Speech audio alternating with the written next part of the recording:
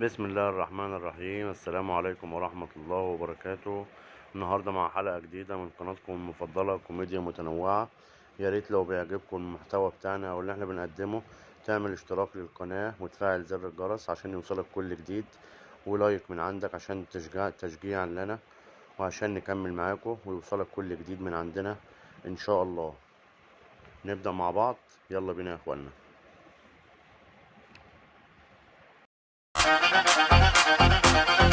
يلا بينا يا اخوانا نبدأ الحلقة مع بعض. اول حالة معانا الكابتن آدم أحمد أيوب، ابن الكابتن أحمد أيوب لاعب النادي الأهلي. تاني حالة معانا بيبو عماد النحاس، ابن الكابتن عماد النحاس المدافع السابق للنادي الأهلي. تالت حالة معانا عماد عمر سيد معوض، ناشئ في النادي الأهلي 2006، ابن الكابتن سيد معوض لاعب المدافع للنادي الأهلي السابق. طبعا كلنا عارفين الكابتن سيد معوض. اللي بعد كده يوسف هادي خشبة، ابن الكابتن هادي خشبة مدافع النادي الأهلي السابق، ودلوقتي هو ناشئ برضه في النادي الأهلي. ليه ابن اللاعب ما يبقاش لاعب؟ لازم يبقى لاعب. احمد طارق سليمان، ابن الكابتن طارق سليمان، احمد حارس مرمى النادي الاهلي الخامس. احمد سيد زيزو، ابن الكابتن مصطفى سيد زيزو، لاعب كرة القدم السابق. طبعا احمد زيزو بيلعب دلوقتي في نادي الزمالك. خد فرصته كاملة، بسم الله ما شاء الله عليه. كابتن هشام يكن، ابن الكابتن يكن حسين، لاعب نادي الزمالك السابق، وكان مدافع برضو الكابتن هشام في نادي الزمالك. ابن الكابتن يكن حسين لاعب نادي الزمالك السابق.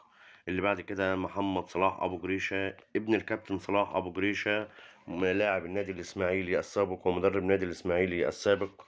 آه، م- اللي بعد كده الكابتن معتز إينو. معتز إنه يبقى نجل الكابتن نجل الكابتن محمد سلامة إينو، نجم نادي المصري البورسعيدي الذي توفي في حادث سير عام 2018. ومعانا اللي بعد معتز إينو الأسطورة حازم إمام، ابن الكابتن حمادة إمام، لاعب النادي الأهلي، لاعب نادي الزمالك السابق. طبعا عيلة كروية كلها أصلا من الكابتن حمادة إمام لوالد الكابتن حمادة إمام. حازم إمام لاعب في نادي الزمالك ولاعب في المنتخب القومي. وطبعا حازم خد فرصته كاملة طبعا لأنه ابن الكابتن حمادة إمام. الحالة اللي بعد كده أحمد عادل عبد المنعم. أحمد عادل عبد المنعم يبقى حارس مرمى مصر المقاصة الحالي والنادي الأهلي السابق، ابن الكابتن عادل عبد المنعم، حارس مرمى المصري البورسعيدي. أحمد شديد قناوي. طبعا أحمد شديد قناوي يبقى نجل الكابتن شديد قناوي، لاعب المنيا السابق وشيخ مدربين الدوري الممتاز للقسم الثاني. أحمد شديد قناوي لاعب الإنتاج الحربي. طبعا كلنا عارفين أحمد شديد قناوي. واللي بعد كده الكابتن عمر جابر الظهير، الظهير الأيمن السابق لنادي بيراميدز والحالي لنادي الزمالك. نجل الكابتن محمود جابر، لاعب النادي الإسماعيلي السابق. أحمد ياسر ريان، مهاجم النادي الأهلي المعار لصفوف الجونة، والذي قرر مدرب الأهلي عودته من الإعارة للاستفادة منه. أحمد ياسر ريان يبقى ابن الكابتن ياسر ريان، لاعب النادي الأهلي السابق، وطبعا ابن اللاعب لاعب. محمد شوقي غريب، ابن الكابتن شوقي غريب، مدرب المنتخب الأولمبي السابق ونادي المقاولون العرب الحالي.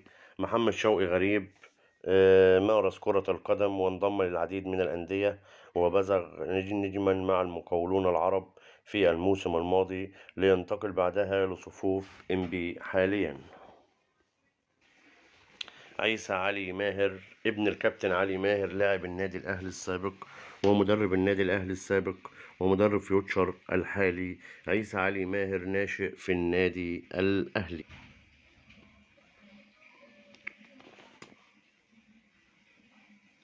وطبعا يوسف سيد عبد الحفيظ ابن الكابتن سيد عبد الحفيظ، اللاعب الناشئ في صفوف النادي الأهلي 2006. وطبعا ابن سيد عبد الحفيظ مدير الكرة في النادي الأهلي. وطبعا لازم ابنه برضه ياخد مكان برضه، يعني ايه، اهو برضه يعني ياخد فرصته. يوسف سيد عبد الحفيظ. واللاعب شريف إكرامي ابن الكابتن إكرامي الشحات، حارس مرمى النادي الأهلي السابق وحارس المنتخب القومي، طبعا ابن الوز عوام. شريف إكرامي لاعب ناشئ في النادي الأهلي وحارس مرمى نادي الأهلي، وبعد كده راح حارس مرمى بيراميدز، ودلوقتي احتياطي في نادي بيراميدز. وسع وسع وسع وسع يا عم، وسع يا عم، وسع يا عم. وصل وصل وصل وصل وصل وصل وصل وصل. الكابتن الكبير حارس مرمى العرين الأهلي الكابتن مصطفى شوبير ابن الكابتن أحمد شوبير الإعلامي المعروف اللي في قناة أون تايم سبورت، اللي كان حارس مرمى للنادي الأهلي وكان حارس مرمى لمنتخب مصر. والكابتن شوبير طبعا وقف لمصر في كأس العالم 90، كان قصاد هولندا والكورة رجعت له 35 مرة، وبناء عليه قرر الفيفا إن الكورة لو رجعت لحارس المرمى تتحسب ضربة حرة غير مباشرة. وده إنجاز طبعا تاريخي عمله الكابتن شوبير، إن هو خلى القرار يتعدل وخلى القانون يتعدل. ابن الكابتن شوبير الكابتن مصطفى شوبير طبعا أبوه ساعده مساعدات جامدة عشان خاطر إنه يوصل ويبقى حارس مرمى في النادي الأهلي. طبعا التطبيل شغال النادي الأهلي تمام بالصلاة على النبي عشان خاطر إيه الكابتن شوبير يوصل، كابتن مصطفى يوصل. والكابتن مصطفى دلوقتي حارس مرمى التالت للنادي الأهلي بعد محمد الشناوي وعلي لطفي. واللي بعد كده في فابيو هاني رمزي ابن الكابتن هاني رمزي لاعب النادي الأهلي السابق، مدافع النادي الأهلي السابق والإعلامي اللي بيشتغل دلوقتي في قناة النادي الأهلي عشان يسهل الأمور لفابيو برضه. اشمعنى فابيو يعني ما ياخدش فرصته؟ يعني ولاد حلو وحلوة ومربي شعره اهوت وعامل برضه ده الفرس ولازم ياخد فرصته، يعني اشمعنى فابيو يعني اللي مش هياخد فرصته؟ كل دول يعني خدوا فرصتهم إلا فابيو يعني وقع من قعر القفة. ويوسف ويوسف أسامة نبيه يوسف أسامة نبيه نجل الكابتن أسامة نبيه، لاعب نادي الزمالك السابق ولاعب منتخب مصر. ويوسف طبعا لاعب نادي الزمالك الحالي وجناح شمال في نادي الزمالك. سيف فاروق جعفر ابن العملاق فاروق جعفر ملك خط النص في مصر، الجيل الذهبي في نادي الزمالك ومنتخب مصر. سيف فاروق جعفر لاعب خط النص في نادي الزمالك ابن الكابتن فاروق جعفر. أحمد أيمن منصور يبقى ابن الكابتن أيمن منصور، لاعب نادي الزمالك السابق ومنتخب مصر ولاعب نادي الأهلي السابق. أحمد أيمن منصور ناشئ في نادي الزمالك ومعار في فرقة تانية دلوقتي، ربنا يرجعه يا رب لصفوف الزمالك. وطبعا إذا الجماعة زي ما انتم شفتم معانا طبعا كده أبناء لاعبين كرة القدم المصرية اللي ماشيين بمنطق ابن الدكتور بيطلع دكتور، وابن المهندس بيطلع مهندس، وابن المدرس بيطلع مدرس، وابن الزبال بيطلع زبال. طب ازاي؟ ليه ما مش كل واحد ياخد فرصته؟ ليه ما ننميش الموهبة اللي موجودة عندنا ونطلع لعيبة بجد؟ مش شاشة ومش شغلانة يعني ان هو طالع يشتغلها. دي موهبة يا جماعة، كرة القدم دي موهبة، حرام عليكم بوظتوا كرة القدم. النهارده لو بصينا حواليكوا المغرب بقت رابع عالم. المغرب رابع عالم. السعودية بتشترك في كأس العالم، كل دورة كأس عالم لازم السعودية تشترك في كأس العالم. دول كتير والله العظيم زي تونس وزي الجزائر وزي دول كتير اشتركت في كأس العالم اكتر من مصر. السنغال، ليه الناس دي ليه بتخش هي كأس العالم واحنا ما بنخش كأس العالم؟ ليه الناس دي بتعمل حاجات في افريقيا واحنا ما بنعملش حاجات؟ الناس دي بتعمل كده ليه؟ الناس دي بتعمل كده عشان ما عندهاش واسطة ولا محسوبية في كرة القدم. يا جماعة يا جماعة حرام والله اللي بتعملوه في كرة القدم في مصر. والله حرام. ابن اللاعب ازاي يطلع لاعب؟ ممكن يكون هو اصلا ما عندوش فكرة عن لعب الكورة. لعب الكورة مش تعليم ولا تدريس. لعب الكورة دي موهبة ربانية من عند ربنا، بنلاقيها في لاعب كورة، بنبدأ ننميها. يا جماعة حرام، حرام عليكم والله اللي بيحصل في كرة القدم في مصر. حرام عليكم، بوظتوا كرة القدم والله العظيم.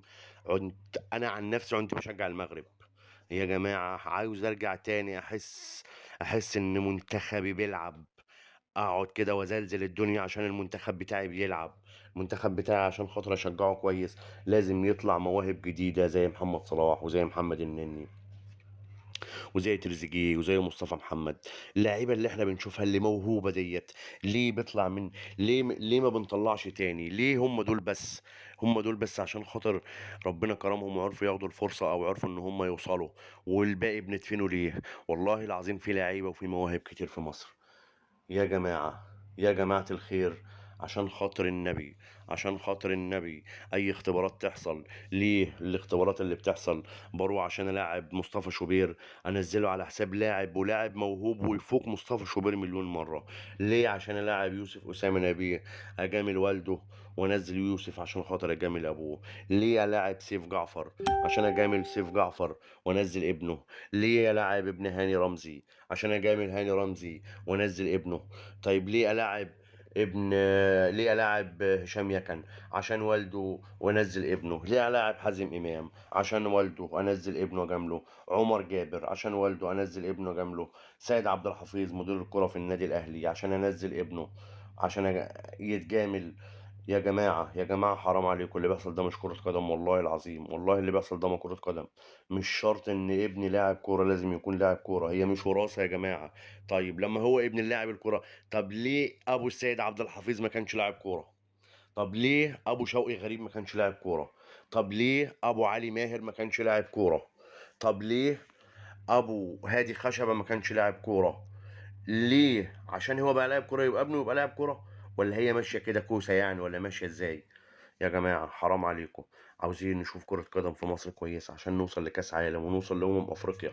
حرام عليكم، احنا بقى شكلنا عرر في وسط المنتخبات. عاوزين نتفرج على كرة قدم حقيقية.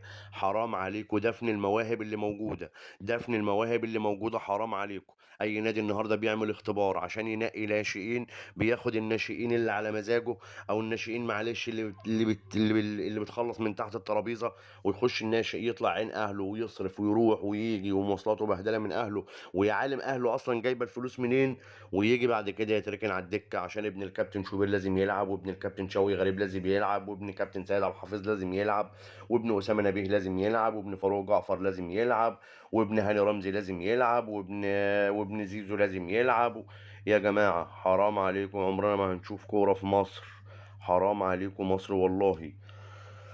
وما عادش عندي كلام تاني. وفي آخر الحلقة هقول لكم مع السلامة يا اخوانا، والسلام عليكم ورحمة الله وبركاته. ويا ريت لو عجبتك الحلقة تعمل اشتراك للقناة عشان يوصلك كل جديد، تفعل زر الجرس عشان يوصلك كل جديد. والسلام عليكم ورحمة الله وبركاته، مع قناتكم المفضلة كوميديا متنوعة.